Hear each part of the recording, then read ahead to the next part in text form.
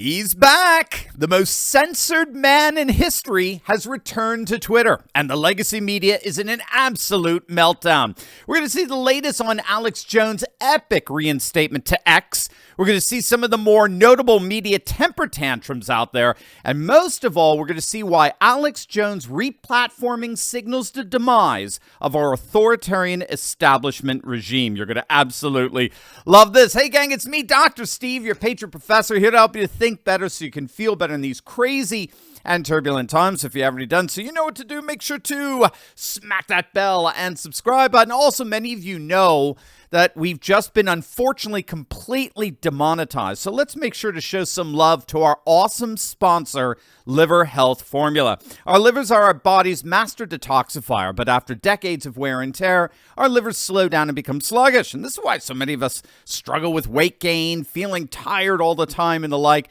But gang, fortunately, there's a simple, all-natural solution. Liver Health Formula contains 12 powerful botanicals clinically proven to recharge and protect your liver. It helps restore your liver's detoxifying abilities, it boosts your energy levels, and it works remarkably well to fight that horrible fatty liver so many of us struggle with. Liver Health Formula is backed by proven science and approved by American doctors. And the best part, gang, every single bottle is manufactured right here in the USA. Click on that link below right now and try Liver Health Formula completely risk-free. Order today and you get a free bottle of blood sugar formula, but that's only for a limited time, so don't wait. Click on that link below or go to getliverhelp.com/Turley right now. After a 5-year ban, Alex Jones has been officially reinstated on Elon Musk's X platform, formerly known as Twitter. Elon posted a poll asking X's users if he should reinstate Jones to the platform, and the results were overwhelmingly affirmative.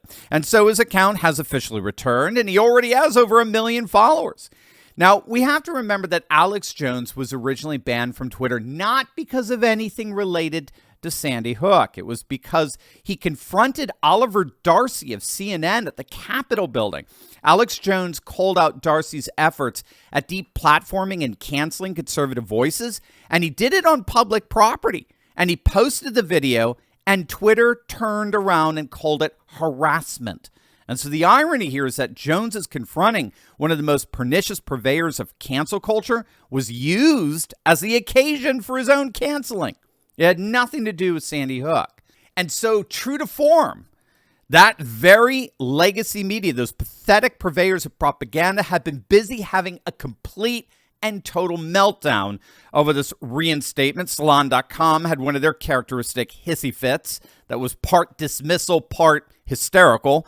Rolling Stone was incensed that the so-called conspiracy kingpin would be replatformed, and they accused Musk of racing to the bottom in reinstating Jones.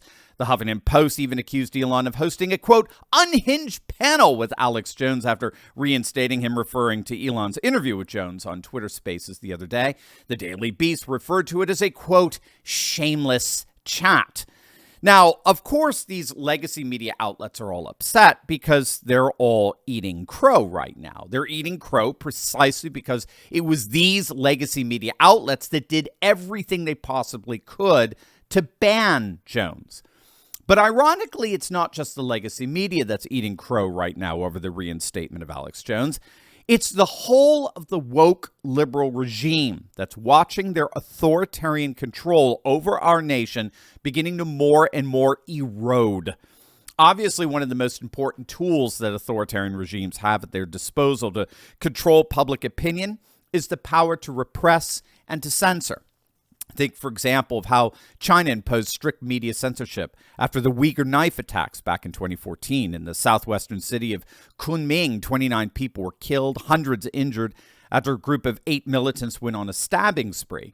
But if you looked at the headlines in the days that followed the attack, you would never have known it ever happened. In an effort to maintain social order, the CCP cracked down on any and all reporting on the incident. And this, of course, is because censorship has always been a central part of authoritarian regimes. And their concerted attempt at silencing Alex Jones has been a staple in our own increasingly authoritarian rule. But what we have to understand is that it's actually a lot worse than that. Scholars have noted that censorship turns out to be only part of authoritarian strategies. The control of information isn't just limited to silencing dissenting voices. It also involves the unanimous rallying of loud and unwavering support for the goals of the regime. This is what leftist dissident Noam Chomsky refers to as manufactured consent. And the key here is that our legacy media puts forward a uniform frame, a unanimous message that plays on pre-existing loyalties but manipulates them such that they strengthen the power of the regime. And that's exactly what they did to Alex Jones. The media unilaterally depicted Jones as a cracked, crazed conspiracy theorist, as a threat to democracy and healthy society, and of course, as a cruel harasser of mourning parents of murdered children. And the key here is that the uniformity of the media's message deliberately tries to bind us together as a large us versus a small but threatening them, or in this case, him. Make no mistake, this massing of support that deliberately exploits our sensibilities seeks to deliberately isolate the dissenting voice away from, quote, normal, healthy society, and thus destroy, literally silence, the dissent against the regime. That's the key. It's not just the censorship that's bad enough.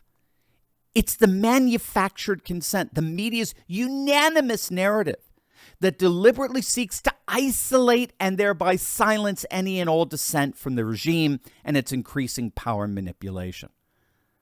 That's why we're all more and more finding out we're all Alex Jones. Or better, Alex Jones is us. What they did to Alex Jones, they're more and more trying to do to us, to Trump.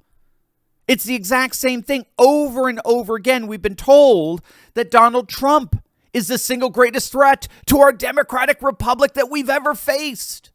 They exploit our love for our democratic traditions in such a way that deliberately tries to isolate Trump in order to further empower them. There's just one problem. Elon Musk. Musk, next to Trump, is the single biggest threat to the regime's control over the narrative. Because what did Elon Musk do when he acquired Twitter? What did he do? Think about it. He provided a massive open communication network that disrupts the unanimity of the media's narrative and thereby destroys their ability to isolate and seclude dissent. That's the key to the significance of Elon. Elon has provided a massive networking platform for hundreds of millions of dissenting voices that disrupts the unanimity of the regime's narrative and thereby effectively frustrates their attempts at isolating and silencing dissent.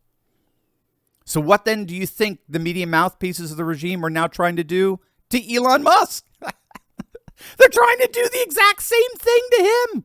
He's a deranged conspiracy theorist, a racist, an anti-Semite, an overall danger to our society. But as you can see, gang, the jig is up. It's not working. Elon is winning.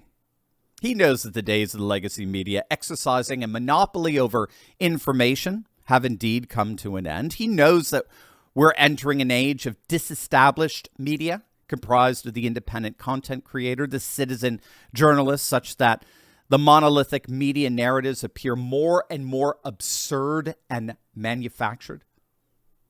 The genie's out of the bottle. There's no going back. And nothing proves the dying influence of the legacy media and our corrupt establishment regime than the return of Alex Jones. Gang, as many of you know, we have unfortunately been completely and totally demonetized, which is putting our daily communication with one another at risk like never before. Now, we are actively working on getting this resolved, but as things stand, this channel has, without any warning, been totally and completely demonetized.